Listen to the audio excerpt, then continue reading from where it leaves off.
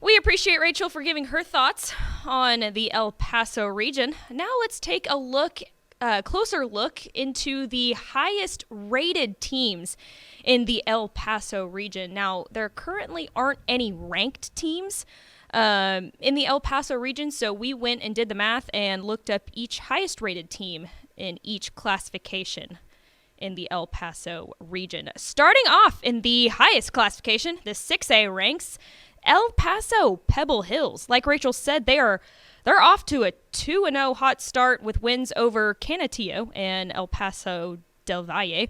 Their schedule looks tough because if you take a look down there, El Paso del Valle and Canutillo are both the highest rated teams in Class 5A.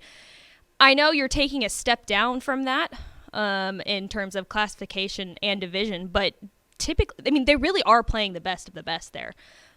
So off to a 2-0 start, that is pretty impressive for the Spartans.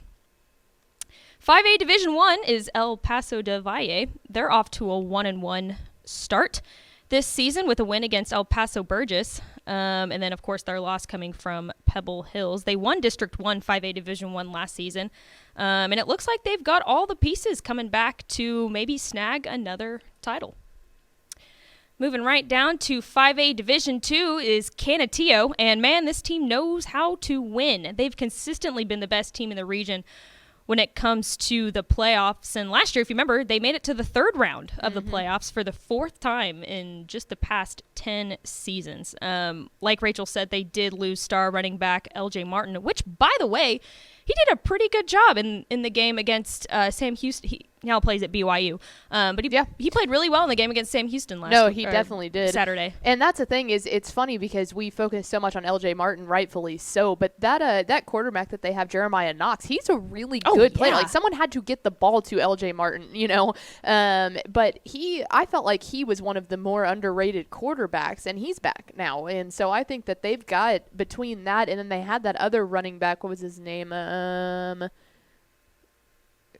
Carlio, I think was his name. Mm-hmm. That could be wrong. But he was really good as a backup to LJ Martin. Mm-hmm. And now, I think Canutillo still has something left to prove. Yeah, they always seem like they've got stuff under their sleeve to pull out, and they've got a cool field.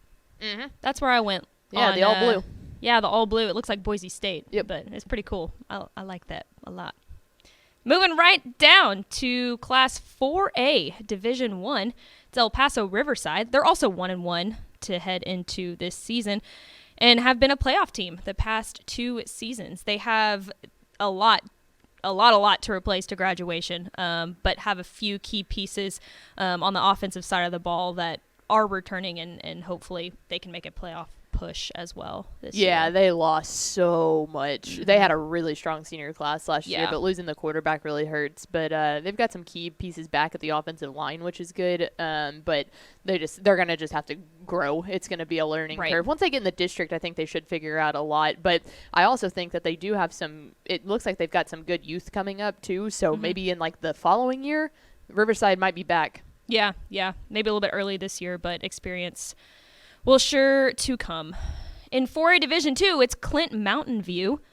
They're starting off the season with a 2-0 record with wins over Alpine and El Paso Cathedral.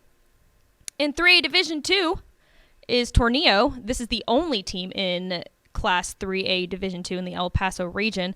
They are off to an 0-2 start, and I still think they should have been the Tornadoes.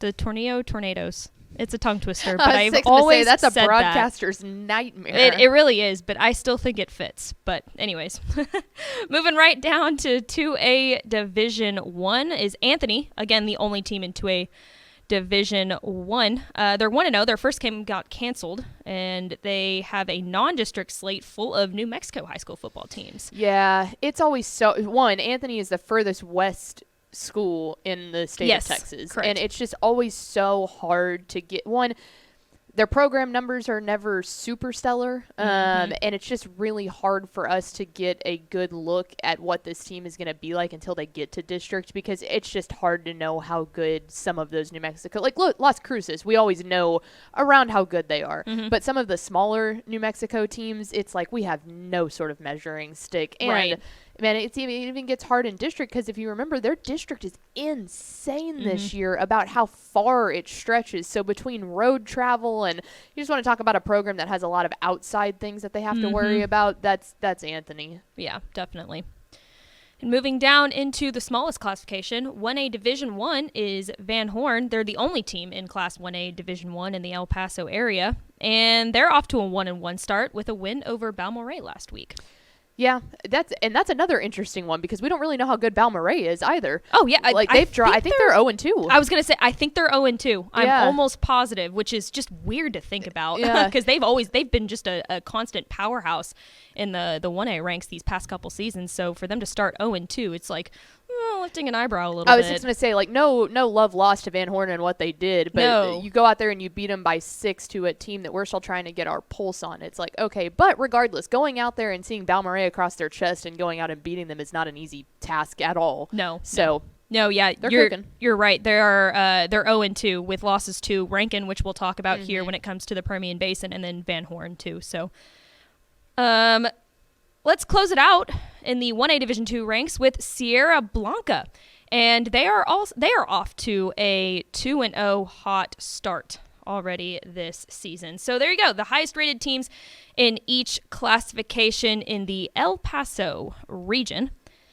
And now let's go ahead and move right along into the ranked teams of the Permian Basin region. And there's 4 of them. So let's dive right in, starting off with the highest classification and 6A, the number 25 Midland Legacy Rebels, and they snuck kind of into the rankings this week after a really hot 2-0 start that they've had against Amarillo in week 1, and then they had a really big win against Amarillo Tascosa last week, beat them by I think 20 or more points. So it's going to be a test this week. They're going up against a really, really stout Abilene team who ranks 9th in the 5A Division 1 ranks. They had a lot to return on both sides of the ball this year, so they have a ton of experience and depth at different positions, which I think will ultimately probably win out when they play Abilene.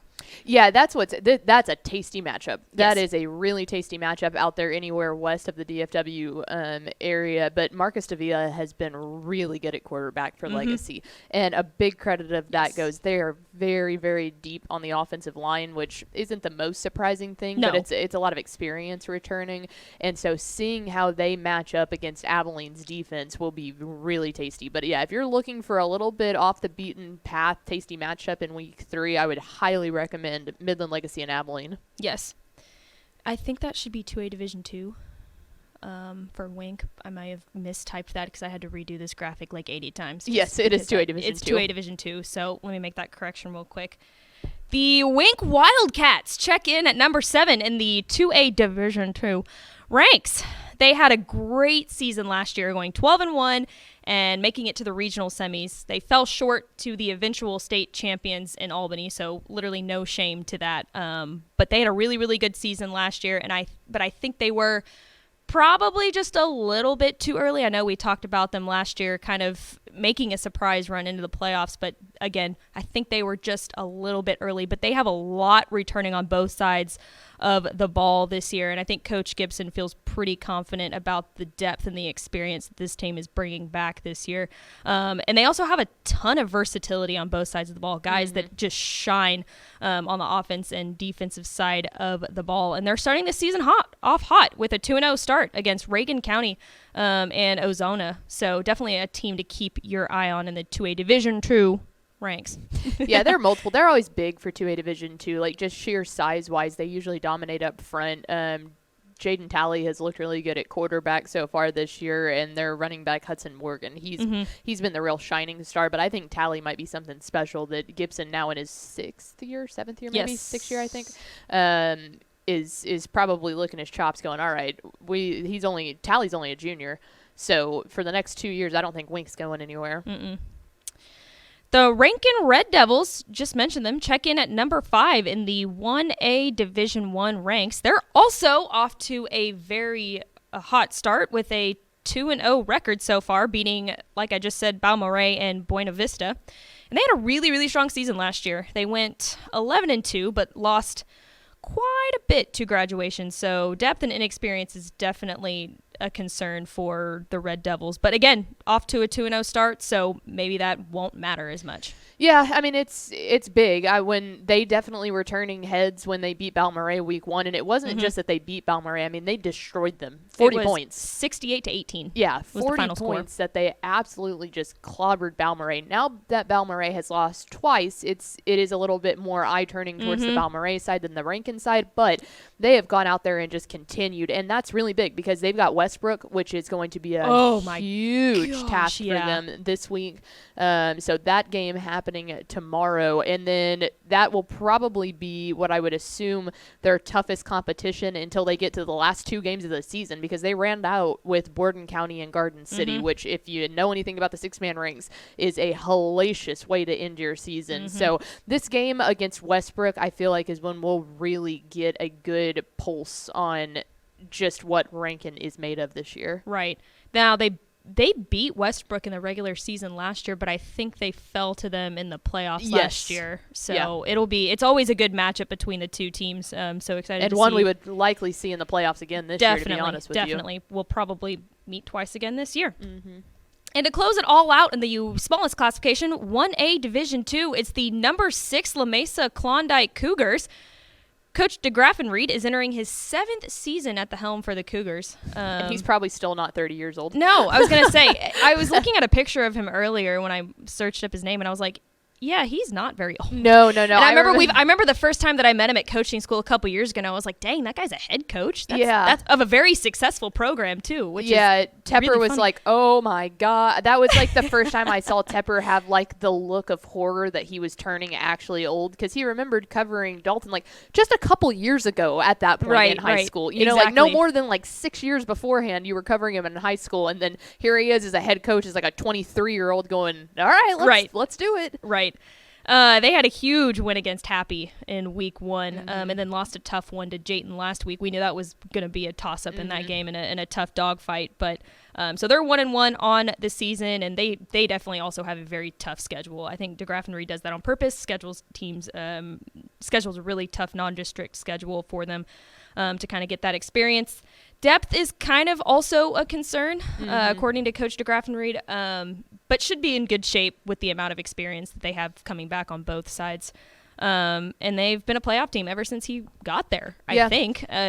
7 years now. I think they've made the playoffs every single year since, and I don't see that slowing down anytime soon. He's a fantastic coach and knows what he's doing. Oh, yeah. I mean, between playing Happy and Jayden, then you've got Lorraine on the schedule this week. That'll be a tough one. Even Sands is looking fine, and then Ira is coming up too. So it's like then it falls off a little bit. But getting all of these tough hitters out right now, and then gearing up for the playoffs those next couple of weeks, they'll be someone that you want to keep your eye on. Definitely.